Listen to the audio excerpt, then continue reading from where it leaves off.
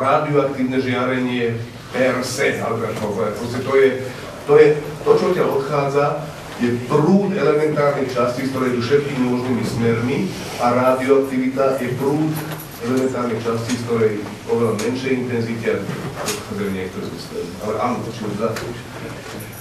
Podľa vkusu odpoveď na vašu otázku je, že úplne áno, alebo že vôbec nie, hej, musí to podľa toho, jak... A že by sa dalo táto energia využiť nejakou, akože teraz nebudia kvantívať, že na výrobu elektrické energie? Nie. Akože... CERN na urýchlenie tých častíc a udržanie ich v tej zákrute na vytvorenie tých magnetických polí minie toľko energie,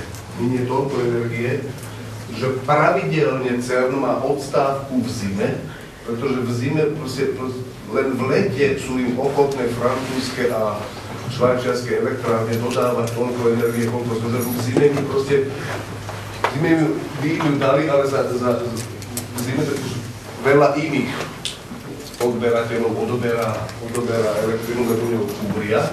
V zime je proste elektrina drahšia a v zime by sa ani ten CERN nedoplatil. To znamená, že CERN je šialený požierač energie,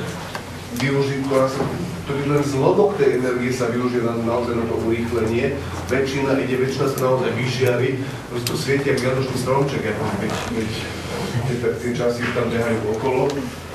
Takže absolútne to není použiteľné na nejaký výskum. Tá energetická bilancia je totálne nepodstatná. Sa páči, potom tu. Prečo nemá CERN vlastnú elektrárňu potom? Lebo na rozdiel od Google má vlastné elektrárny. Google má serverové farmy, ktoré tiež žerú toľko energie, že je pre nich lepšie vyrobiť vlastnú elektráreň pre tú farmu tých serverov, než kupovať energiu. Takže to, čo zožerie CERN, oproti tomu, čo zožerie jedna farma serverov Google, to je rádovo rozdiel. To znamená, že no proste komerčne to nie je životaschopný model postaviť vlastnú elektrárne. Teda na to urýchlenie, teda sa tam urýchľujú tie elektrárne, že ako sa oddelujú z toho... Konkrétne v CERNe teraz sa urýchľujú protóny. Ale ako sa oddeliť prakticky zároveň? Výborne. To je takto, že celé to, ten urýchlovač posledný, to je vždy len tak, že to je vždy taká kaskáda urýchlovačov. Čiže zaujímavé, že historicky, že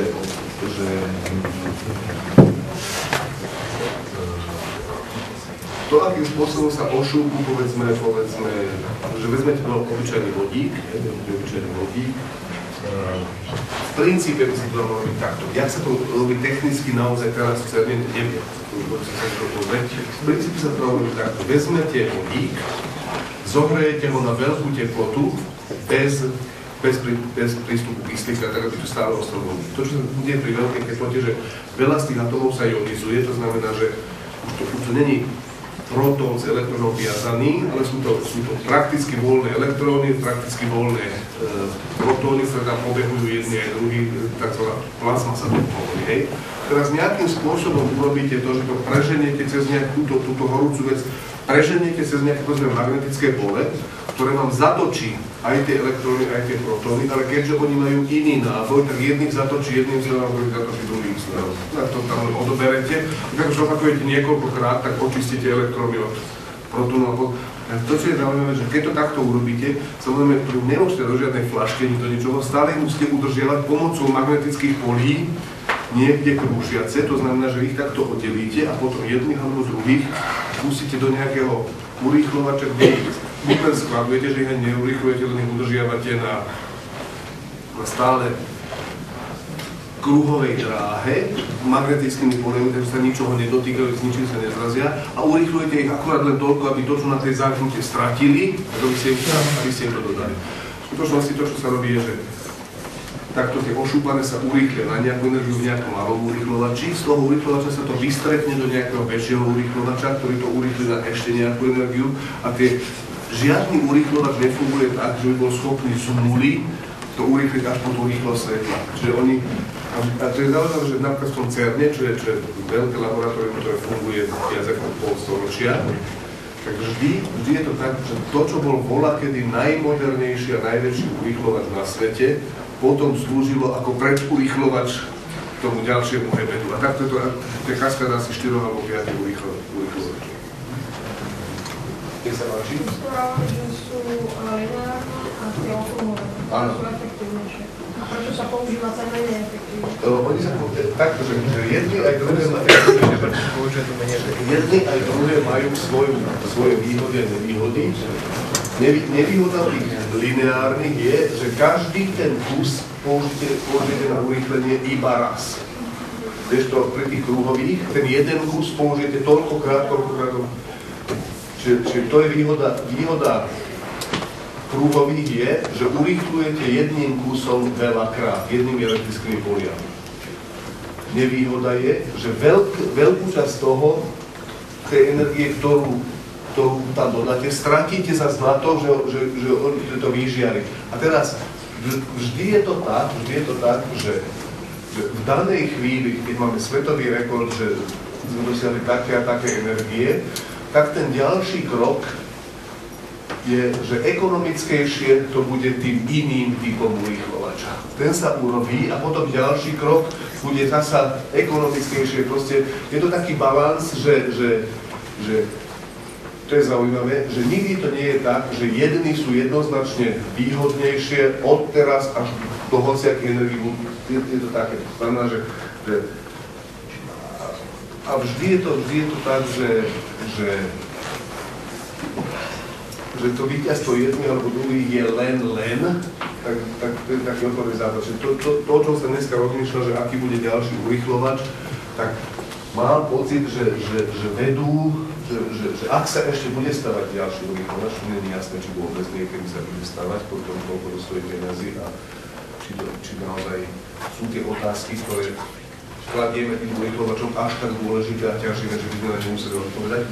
Ale mám taký pocit, že momentálne, ak by sa stavala ďalšia generácia, že mierni favoriti sú tie lineárne urýchlovače. Že ďalší by nebol kruhový, ale že radšej by sa... Ešte? Dnes zdá sa, že sa začneme stotožňovať názor, že môžeme to mohlo skončiť. Že teória strún súvisí nejako s časticovou fyzikou? Áno, súvisí. Teória strún je... To, čo ja vám doteraz hovoril, je všetko založené na tom Sherlockovi Holmesovi, ktorý naozaj aj pozoruje, všíma si fakty a aj potom dedukuje, že rozmýšľa. Teória strún je niečo, čo vsadilo na tú dedukciu veľmi, to znamená, že sa potiahla tá fáza rozmýšľania veľmi ďaleko s tým, že sa urobili nejaké predpoklady, že niečo, čo ten Sherlock Holmes nevidel, neevidoval, a sa povedal, že a čo keď je to tak, že taký Sherlock Holmes, ktorý rozmýšľal, že tak v tejto miestnosti vidím také a také stopy, a čo keby v tej vedľajšej miestnosti bolo ešte jedno obťaté ucho a kúsok chlpov z nosa. No tak potom, a teraz začnem uvažovať, bez toho, že by tú evidenciu mal, hej, ak má šťastie a naozaj to tam je, tak môže veľmi elegantne vyriešiť ten prípad, dokonca ešte to je spektakulárnejšie, ako keby. Tá teória strún je takéto dačo, že potiahnuté tie úvahy ďalej s istými predpokladmi, ktoré nie sú neprirodzené, ale kľudne by to tak mohlo byť a nemuselo byť. A to, čo som vám ja rozprával, tomu sa hovorí, že štandardný model, to je to, čo je založené na pozorovaniach a úvahách. Tie struny